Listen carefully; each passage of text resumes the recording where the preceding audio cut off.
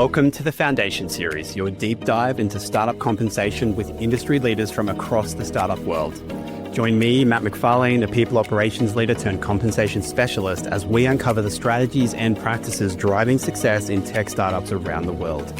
Hear insights from heads of people, founders, and experts as we explore how to build robust compensation frameworks that not only fuel growth and retention, but do so in the dynamic startup environment that we all know and love. Let's get into it.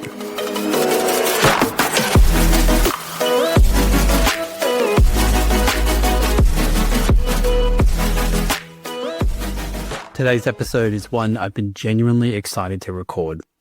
I'm joined by Melissa Theiss, head of people at Kit and founder of Fledge, which is a consultancy helping people leaders think like business leaders. If you've seen Melissa's content on LinkedIn, you'll know she brings a sharp commercial lens to people strategy, and this conversation is no exception. In this episode, we're getting into how startups can reject cookie cutter compensation models, how to build a comp philosophy that's truly fit for purpose, and the power of principle-led decision-making. Let's dive in. All right. Welcome to the Foundation Series. Melissa Theiss, I have been so excited to have this conversation with you. I think I've certainly been fangirling over your content on LinkedIn for a long time. I think you have such a really interesting commercial lens to a lot of the different things that you talk about under the sort of head of HR within a startup remit. So really excited to welcome you to the Foundation Series. I'd love it if you'd spend a quick minute introducing yourself for those who maybe aren't as familiar with you as I am, and then we can dive into our exciting episode. Sure. So Melissa Theiss, I'm a 4-time head of business and people operations, currently the head of people operations at Kit, the email first operating system for creators who mean business. I'm also the founder and principal of Fledge, an HR consulting firm that helps people leaders think like business leaders. So very appropriate for how you view my content on LinkedIn. Good to hear. Absolutely. And amazing to have you here. All right. So in today's episode, I was really excited to talk to you about how to avoid cookie cutter compensation. I think it's so relevant for startups because they're obviously in this really interesting, often constrained environment where cash isn't really something that they tend to have a lot of, certainly not at the earlier levels. And I think this is kind of like tried and true sort of formula for a lot of startups where they tend to be really light on cash, heavy on equity at the start. And then we see that model tend to invert the more mature and maybe the more funding rounds that an organization gets. I know you've got some really interesting examples and experiences in this space, but I'd really love to start the conversation today by understanding how can startups really think about comp as something that's truly unique to them? How can they make sure there's not something that is cookie cutter that every other startup on the block at their stage is looking at? Yeah, I think it starts by figuring out what your philosophy is. So my perspective is that business strategy should drive your talent strategy, and your talent strategy should drive your compensation strategy. And most founders and leaders can articulate their business strategy. And from there, they can extrapolate their talent strategy, but getting to the compensation strategy is where things start to get a little bit fuzzy. So the way that I usually start is by asking a series of executive interview questions. So things like, what type of talent do we want to attract? What type of talent do we want to retain? Over what time horizon? Do we need a particular set of skills here? Do we want to be hiring in certain geographic markets? Why or why not?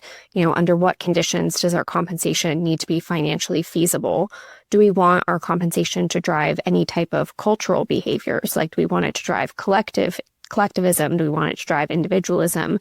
So I have these series of conversations or questions that I'll ask to guide a conversation with the executives.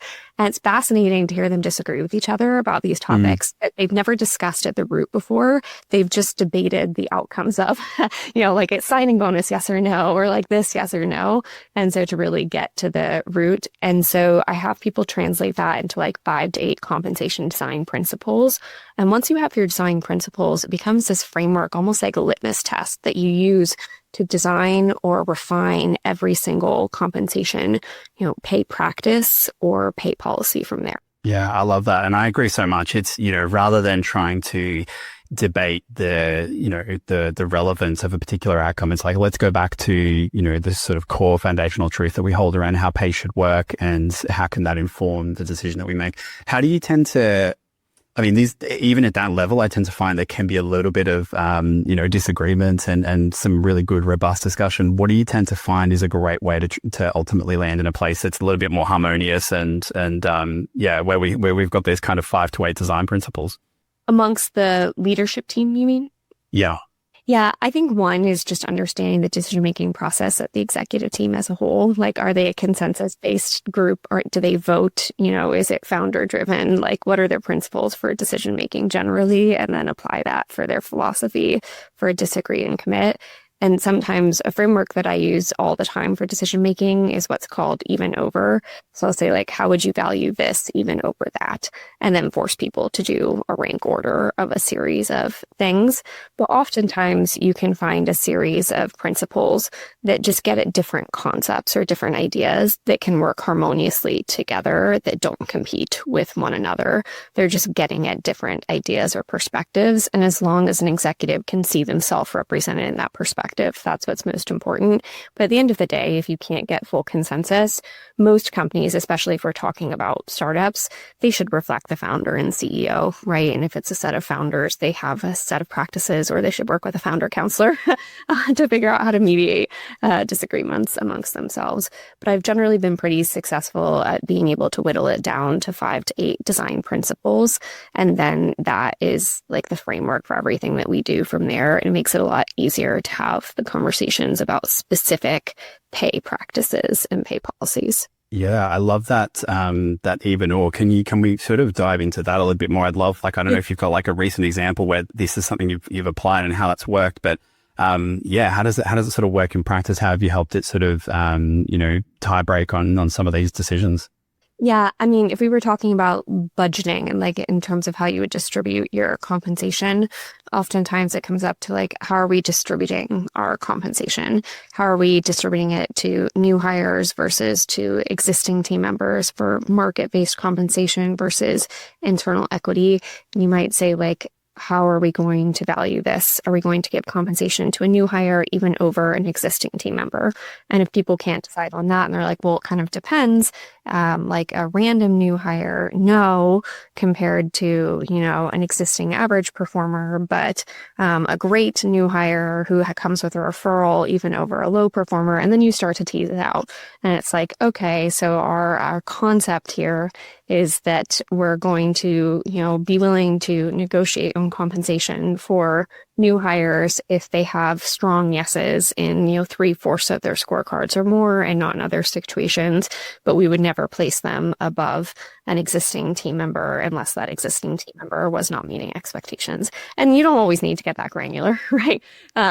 But oftentimes, like, you just say 2 things can't be equal, because at the end of the day, especially if it's a dollar, like, unless you're going to split the dollar, which most times you're not, and you're actually talking about thousands of dollars, like, it has to go to one person or another, or to one initiative or another. And so forcing the ranking of it and then having people silently write their rankings and then compare their rankings often helps you to identify where the disagreement is. And then you can negotiate based on people's interests, like what they're trying to accomplish, not just their positions, which is how they were trying to accomplish it. And it opens up a lot more avenues to reach an agreement. Yeah, I so love that, because my experience when it comes to compensation philosophies and just compensation as general is that, like, you're trying to achieve 2 things for both yourself as like a HR team, but also for the workforce if you're considering pay transparency and things like that.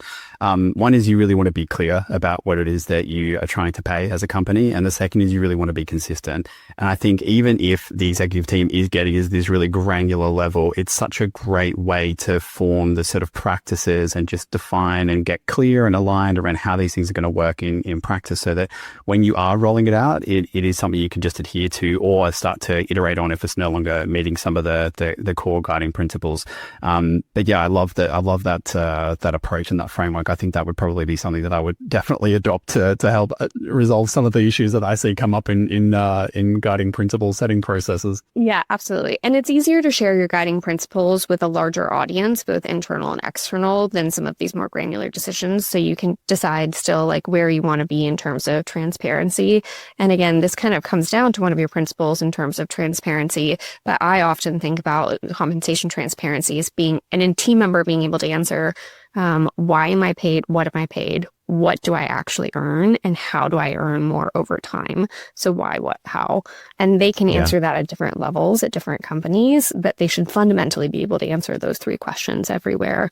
And so it's just like, how do you help guide the executive team to give them answers to those questions, even if the executive team has more detailed answers to those questions? Yeah, it's so true. And I think you're hitting on something that I talk about a lot with clients is like, you want to think about sort of both ends of the spectrum of how your comp practices are going to land. You obviously want to build something that's going to work really well internally and operationally, but you also need to think about how it lands for the individual, and it has to ultimately work for them, because otherwise they're not going to come and work for you, or they're certainly not going to stay long at your company. And so answering some of these really personal questions around how pay is digested by the individual and how they can move within your pay system is so critical to being, sure that it's actually going to work.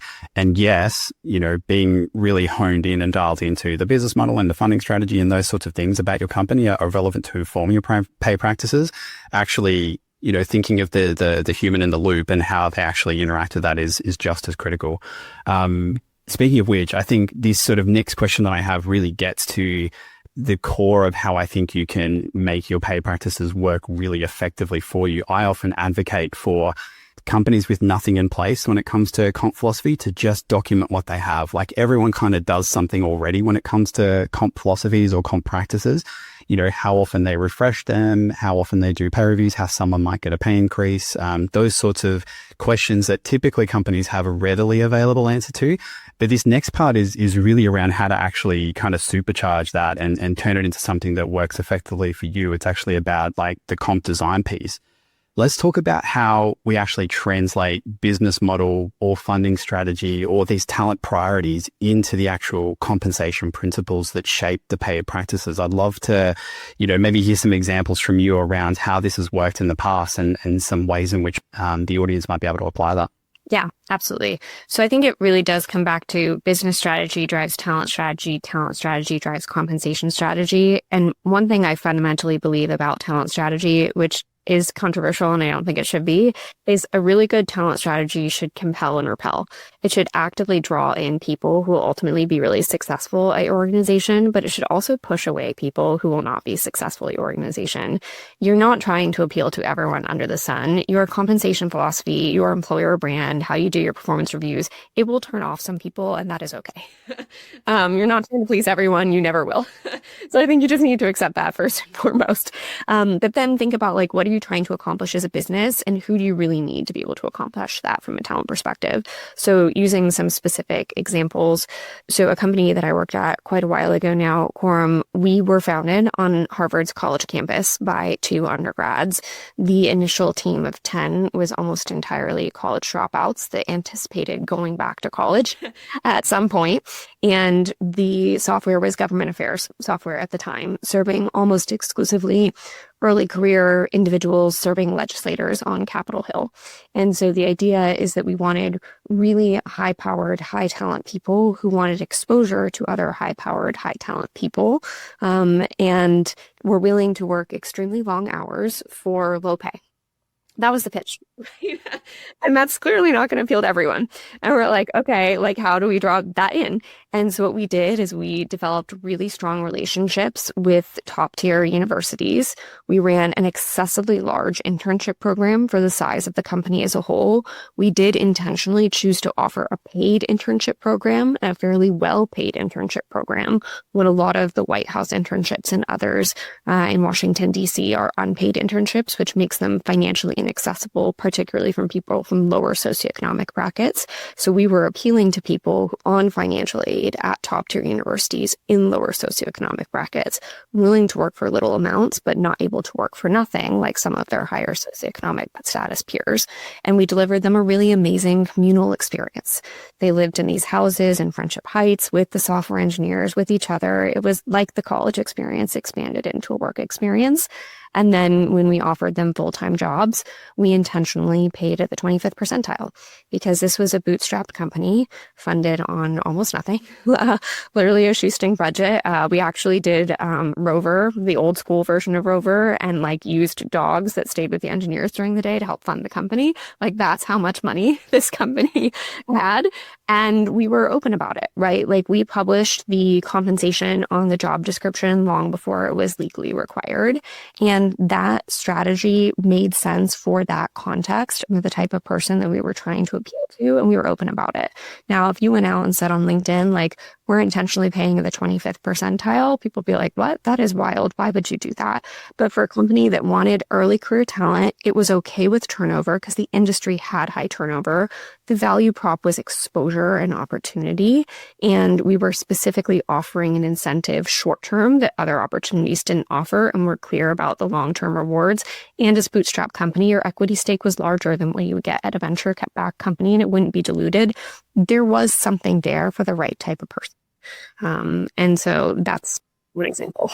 Yeah. Yeah. I think you hit on two things actually that, would probably be contentious on LinkedIn. One is that yes, your comp should repel people. Absolutely. I mean, like you said, if you try to appeal to everyone, you appeal to nobody. But, the second is that, from my perspective, it's okay to pay a 25th percentile. Someone's got to, yes. Right? It's just statistics. Like someone has to be in that category. And I think so long as, it's both parties are willing to form that employment relationship, then that's okay. And, certainly as long as you're not contravening any minimum wage laws, but, that's okay. Someone has to pay 25th percentile, and it's right for some companies. And it sounds like it was right for this one. I like as well, in fact, I love that, there's an element of like, you sort of wear your heart on your sleeve around the kind of company that you are and like what's great about it and what's not. And it reminds me, as you were speaking, there was that like really famous job ad from like decades ago of like, it was in the newspaper. It's used all the time in universities, I think, where it was like, trip to the Antarctic, high likelihood of death, but, high certainty of glory. And it was just, brutally honest, right? And they had, what was it, a line around the block of people who were, that read that and were like, hey, I have a chance at glory of something that I may not have that really meets my need. And I think there's so much wisdom in just being like, know exactly who it is that you're trying to attract and optimize for them. And yeah, I love that example. Let's do like one or two more. What else have you got? Because I feel like this wisdom is super helpful. Yeah. The one other thing I'll add on this previous example before we move on is another fake idea, I guess, that people hold on to is if you pay at the 25th percentile, you get like poor talent. I have never worked with a higher concentration of Ivy League grads. Not that Ivy League grad is a direct translation to quality of talent. It's not. There are wonderful people out there who did or did not go to college and come from a variety of backgrounds. But like the average customer support specialist was a top 10% Duke grad, and we paid 25th percentile. Like, so just like I think there is not anywhere nearly as strong of a relationship between where you pay on the pay percentile and the quality of talent that you get as people think. Conversely, I've worked places that paid 98th percentile, and our talent honestly was not all that good. Well, it's so true, isn't it? Keep us as strong as people think. It's more about how you position and who you're going after and what other things that you offer as well. Okay, then let's switch gears. Other example, so venture-backed company. We were really well funded, and we wanted people to be focused on serving our mission and not gaming our compensation system. People knew that we had a variety of funds, and we didn't want people to constantly be coming after it. And so our philosophy in general was what we called Standard-Skewed-Generous. We intentionally designed really simple and limited sales incentive compensation plans. That was part of our philosophy, but one of the ways that looked in practice is anytime an incentive plan was designed that had more than two components, I would push back on it if it had three or more. If I couldn't describe it over the phone to a candidate in 15 seconds or less, I would push back on it and say, it's too complicated. There are too many opportunities for it to be gained. And then we would also say that if there was something that came up that wasn't covered by the plan, because we weren't trying to cover an exhaustive set of every possible rule under the sun, because we were trying to keep it simple. In situations where it was small dollar amounts, we would just be standard skewed generous and default in favor of the team member instead of defaulting in favor of the company. So very different environment, very different way that we would apply policies. I love that. And again, you have to be able to describe your compensation practices simply, because at the end of the day, they're there to incentivize and they're there to reward. And if the link between the outcome and the incentive is severed because it's too complex to understand, then guess what? It's probably not going to incentivize the right outcomes, right? Because if people look at their pay every week or fortnight or month and they don't understand how that number was arrived at, it's probably not having the effect that you're wanting. So that's another great example. These are awesome. These are some really great practical examples. Thank you so much for those examples. I am glad I've worked in public companies and venture-backed and bootstrapped. They all gave me useful exposure and learnings, and now I know my happy place. Companies Absolutely. that actually have to earn profits by delivering value. That's a wrap on today's episode, and what a conversation. Melissa shared some hard-hitting truths about comp strategy, from why your pay model should repel as well as attract, to how startups can use design principles to drive consistency and clarity. If you take one thing away, let it be this. Compensation isn't just about benchmarking, it's a strategic tool that shapes behavior, culture, and business outcomes. Thanks for joining us on another edition of the Foundation Series. Make sure to head over to our website to subscribe to the Foundation Series for monthly editions featuring future interviews on startup compensation. In each edition, we'll explore the different strategies, trends, and challenges faced by startups around the world. If you have a burning topic you'd like me to cover or a standout guest that you want to hear from, drop me an email so I can dive deeper into the compensation topics that matter most to you. Join me next time as we continue to uncover the strategies and practices driving success in global tech startups around the world. Thanks for listening.